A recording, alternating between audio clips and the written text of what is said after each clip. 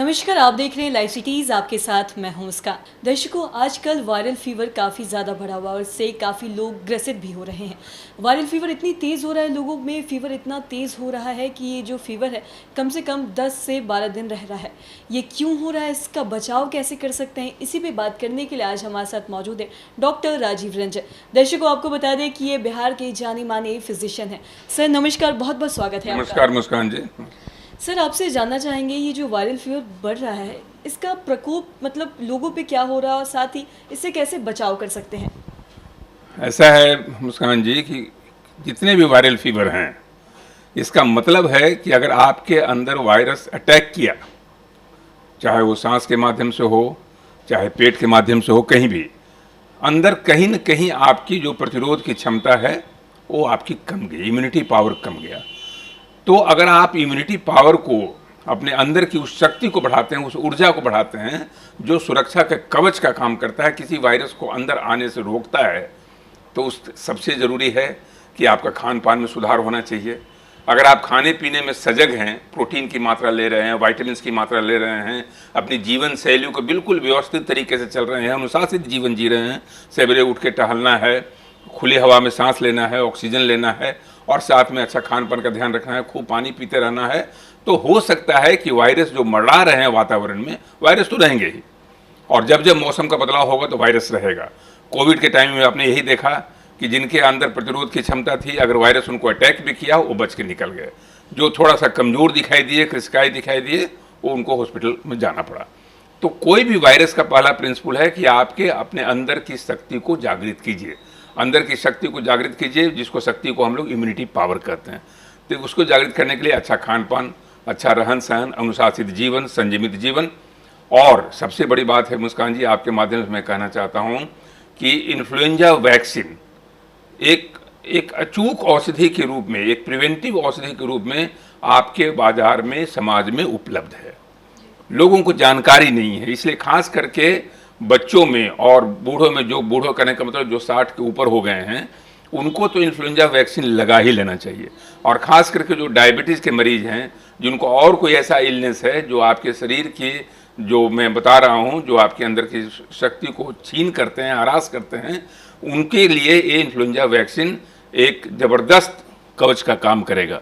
Influenza vaccine ज़रूर लगाना है, जिसके चलते आप इन्फ्लुएंजा वायरस से और जितने भी कॉमन कोल्ड के वायरसेस हैं उससे भी बचाव हो सकता है।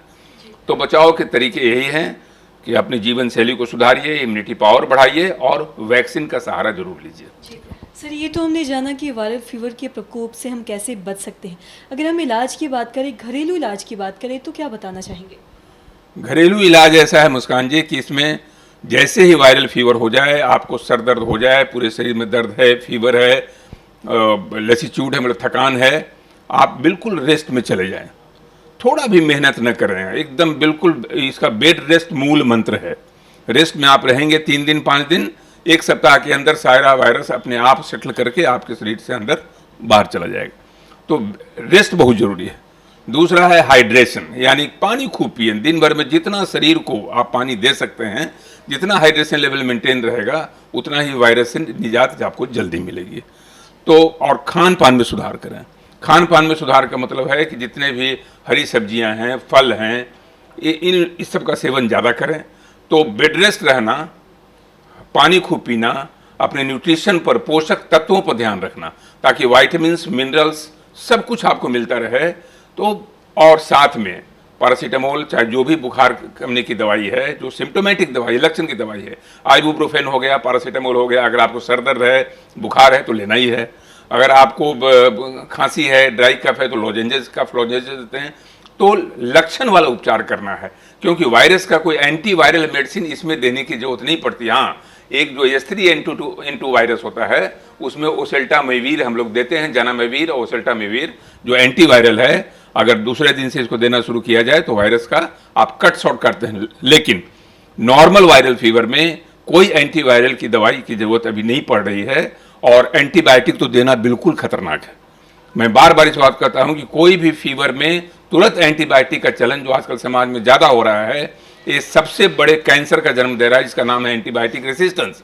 और एंटीबायोटिक रेसिस्टेंस एक समय में पूरे राष्ट्र या पूरे समाज के लिए इतना बड़ा खतरा हो गया है मुस्कान जी कि इससे पूरी जनसंख्या को जबरदस्त खतरा है कि अगर मान लीजिए एंटीबायोटिक रेसिस्टेंस हो गया तो जितने भी अच्छे अच्छे एंटीबायोटिक हैं जब आपको जरूरत पड़ेगी गंभीर बीमारियों में तो ये बेअसर हो जाएगा और आप फिर मौत के गाल में समा सकते हैं।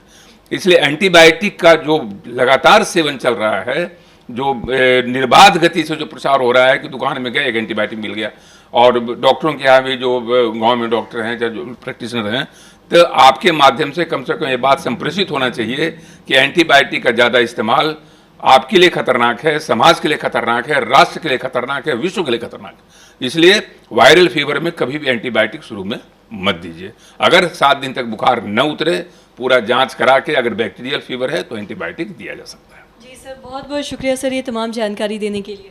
धन्यवाद मुस्कान जी। तो दर्शकों, आज हमने समझा है कि वायरल फीवर के प्रकोप से हम कैसे बच सकते हैं और साथ ही इसका घरेलू इलाज क्या है। और जैसा कि सर ने बताया कि हमें खासकर एंटीबायोटिक से तो बिल्कुल बचना चाहिए। तो आशा करते हैं दर्शकों की ये जो तमाम जानकारी है आपके लिए लाभदायक रही हो। तो आज के इस वीडियो में इतना ही। अगर आपने अब तक हमारे चैनल को सब्सक्राइब नहीं किया तो तुरंत कर ले, साथ ही हमारे फेसबुक पेज को लाइक करें। वीडियो देखने के लिए आपका धन्यवाद।